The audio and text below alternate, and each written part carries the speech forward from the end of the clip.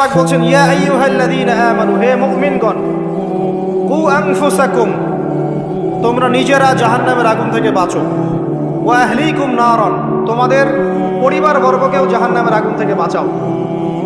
নিজে জাহান্নামের আগুন থেকে বাঁচো, পরিবার বর্গকেও জাহান্নামের আগুন থেকে বাঁচাও।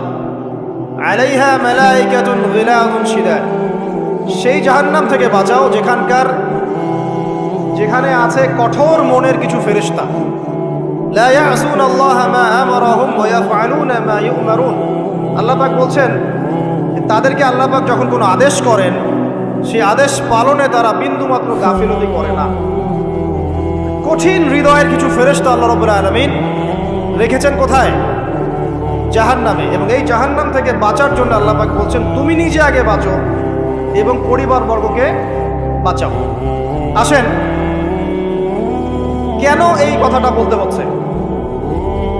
কারণ যত দিন যাচ্ছে আমরা দেখছি যে পরিবারের ভাঙনটা বৃদ্ধি পাচ্ছে। যত দিন যাচ্ছে আমরা দেখছি যে পরিবারের মধ্যে ইসলামী অনুশাসনের ঘাটতি দেখা যাচ্ছে।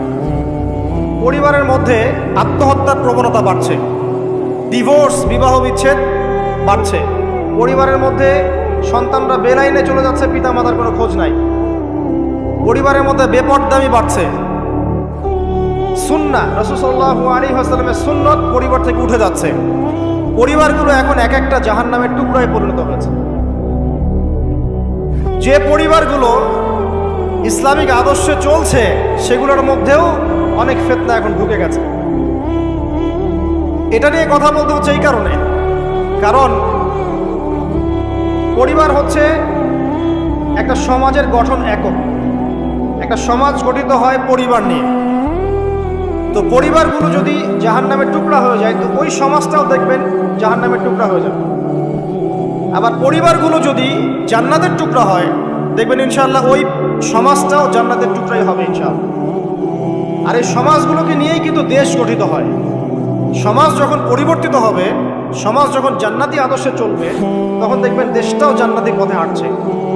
আর যদি দেখেন সমাজের মধ্যে জাহান্নামী আমল বেশি, তাহলে বুঝে নেবেন দেশের মধ্যেও জাহান্নামী আমল বেশি। আর এই দেশ নিয়েই বিশ্ব হয়, বিশ্ব গঠিত হয়। দেশগুলো যখন দেখবেন কুরআন সুন্নাহর বাইরে আচরণ করছে, তার মানে পুরো বিশ্ব থেকে ইসলামটা আস্তে আস্তে উঠে যাচ্ছে। তাহলে শুরুটা কোত্থেকে হচ্ছে? ব্যক্তি থেকে। কু আনফুসাকুম, আগে নিজে বাঁচো, এক নাম্বার কথা। নিজে জাহান্নামের আগুন থেকে বাঁচো। 2, তোমার পরিবার বর্গকে বাঁচাও। আমরা এখন বিশ্ব অর্থনীতি, দেশ, এগুলো নিয়ে পরে কথা বলবো। আমরা আগে বলবো নিজের কথা এবং পরিবারের কথা, ঠিক আছে? আসুন, আল্লাহ পাক বলছেন নিজে বাঁচো, পরিবার বর্গকে বাঁচাও।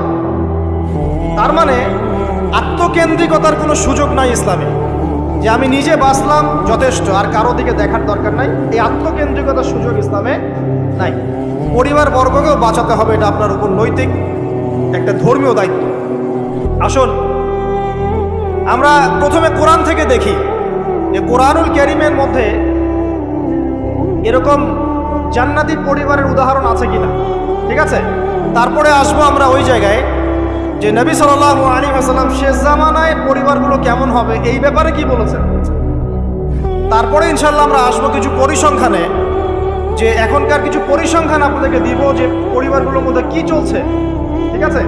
আর সর্বশেষে গিয়ে আমরা আলোচনা করবো ইনশাআল্লাহ যে এই সমস্যাগুলো থেকে উত্তরণের পথ কি। 4টা পার্ট আছে আলোচনায়। কয়টা পার্ট? 4টা পার্ট। আগে আমরা দেখব প্রথমে কোরআন এবং সুন্নায় আদর্শ পরিবার গঠনের ব্যাপারে আল্লাহ পাক কি কি নসিহত করেছেন, 1 নাম্বার। তারপরে যাব রাসূল সাল্লাল্লাহু আলাইহি ওয়াসাল্লাম শেষ জামানায় পরিবারগুলোর অবস্থা কি করুণ হবে এই ব্যাপারে কি কি হাদিস বলেছেন। তারপরে আমরা আসব কিছু পরিসংখ্যানে, যে দেশে এবং বিশ্বে পরিবারের ভাঙনের কিছু পরিসংখ্যান। আর তারপরে আসবো আমরা যে পরিবারগুলো এখন আমরা কিভাবে গঠন করব, আর কি কি কাজ করলে এই পরিবারগুলো জান্নাতের টুকরা হবে ইনশাআল্লাহ, ঠিক আছে? তো আলোচনা একটু মনোযোগের সাথে শোনার চেষ্টা করতে হবে। আল্লাহ পাক সবাইকে তৌফিক দান করুন, আমিন। কোরআন কি নিয়মিত খোলা হয় ভাই? প্রত্যেক দিন কোরআন তেলাওয়াত করেন কারা কারা? হাত তোলেন দেখি। মাশাআল্লাহ, এবার হাত নামান। প্রত্যেক দিন ফেসবুক চালান কারা কারা? হাত তোলেন দেখি। সত্যি সত্যি বলবেন। হ্যাঁ, মাশাআল্লাহ। এখন বোঝেন আল কোরআনের আলো কি ঘরে ঘরে জ্বলবে?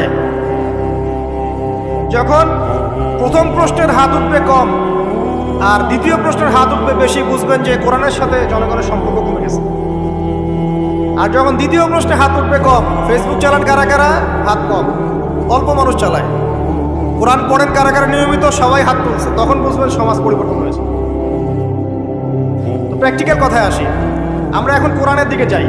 যাওয়ার আগে এতটুকু রিকোয়েস্ট করব যে কোরআনটা আল্লাহর ওয়াস্তে মৃত্যুর আগে একবার খতম দেওয়ার চেষ্টা করেন, পারবেন না ইনশাআল্লাহ। আর আপনার মৃত্যু কবে আসবে আপনি তো জানেন, তাই না? জানেন তো? না জানলে এভাবে চলতে পারেন কিভাবে? মানুষ যদি মৃত্যু সম্পর্কে সচেতন, মানে কি বলবো, সন্দিহান না হয়ে যায়, তাহলে এমনভাবে কিভাবে চলতে পারে? মানুষ যদি মৃত্যু সম্পর্কে গাফেল নাই হবে, তাহলে এভাবে কিভাবে চলতে পারে যে নামাজের কোনো খোঁজ নাই, রমজানের কোনো খোঁজ নাই, জাকাতের খোঁজ নাই, পর্দার খোঁজ নাই,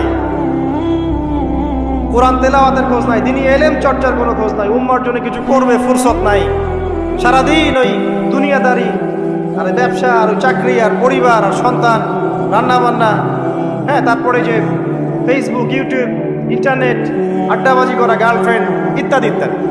তো মানুষ যদি মৃত্যু সম্পর্কে সচেতনই হবে, তাহলে এগুলো কি হতে পারে? তার মানে সচেতনতার ঘাটতি আছে। তো আল্লাহর ওয়াস্তে জীবনে একটাবার হলেও কোরআনটাকে অর্থসহ পড়ার চেষ্টা করেন ইনশাআল্লাহ।